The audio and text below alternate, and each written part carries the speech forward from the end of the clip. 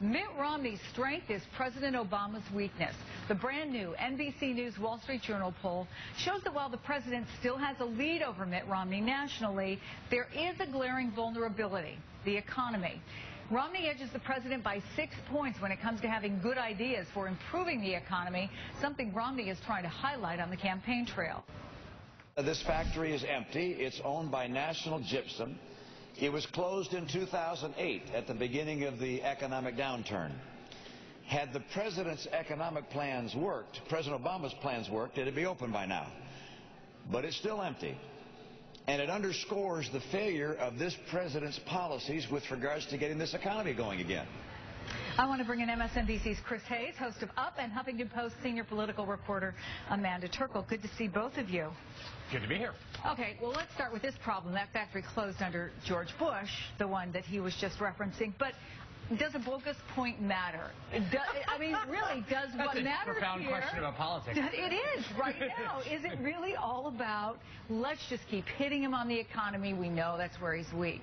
Yeah, I mean, look, Romney has, from the beginning, constructed his campaign around one single plank, which is the economy. And I think when it started to look in the last 3 months of economic data like the recovery really was going to pick up, they started to get worried about that. But recent economic data has been a little more ambivalent, and I think at this point they're pegged to that. They basically have timed it out, and they think the economy can't get better enough, fast enough to unburden the president from having this as his major liability going to the general election, which is the obvious and absolutely correct strategy from a purely strategic perspective. The problem is, I mean, when I see Mitt Romney speaking in front of an empty factory, all of those attacks about Bain Capital that we saw in South Carolina that were very effective among Republican voters who are not disposed to listen to this, that's all going to be reprised. I mean, every time he stands in front of an empty factory, you know, you're going to see workers who worked at the factories that were shut down by Bain Capital when Mitt Romney was there saying, wait a second, this is not the person to be talking about reopening factories. Yeah, I mean, it has sort of been synthesized, not just our poll, but a couple of other polls that came out this week, Amanda, as sort of personality versus policy. Right. On economics, it seems that they're, at least for now, the nod to Mitt Romney, but personality. There were a list of questions this long, all but 2 of them went in favor of the president, and they were all about sort of how do you feel about this guy.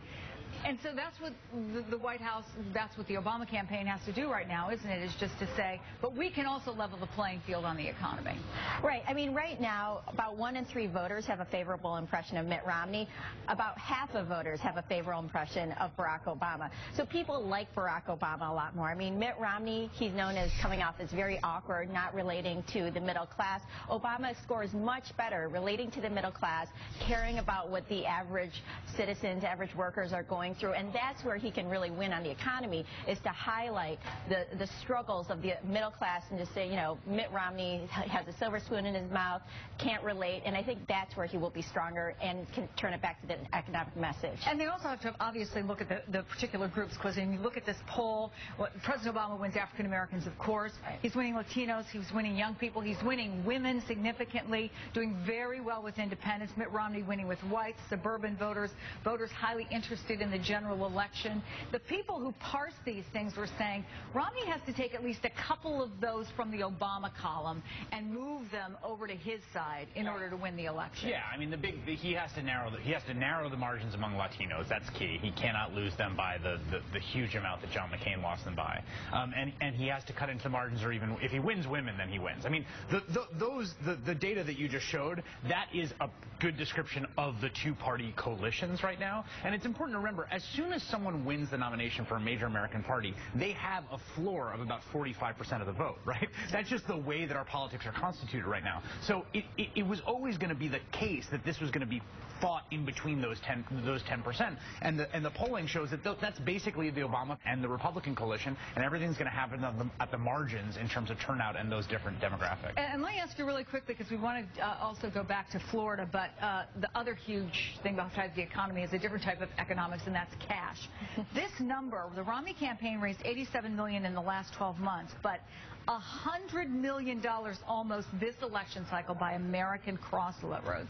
That's going to translate to a lot of negative TV advertising, isn't it, Amanda? Exactly. I mean, last month, Romney raised about $12 million. Obama and the Democratic Party raised more than $50 million. That's great if Obama's just running against Mitt Romney, but he's running against Mitt Romney and all these conservative groups, and Obama and the Democratic outside groups just can't match the spending. So Mitt Romney is going to have a huge advantage in terms of money, and Democrats are going to have to try to catch up in these small dollar donors.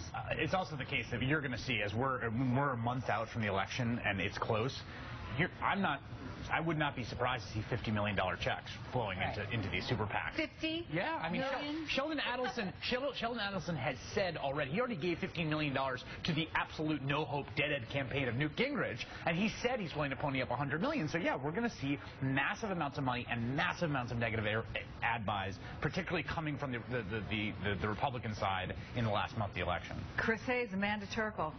Boy, unbelievable stuff. Thank you both so much. Have a great show this weekend. Thank you. Love it, love it. Let's go back into the courtroom now. There's an investigation.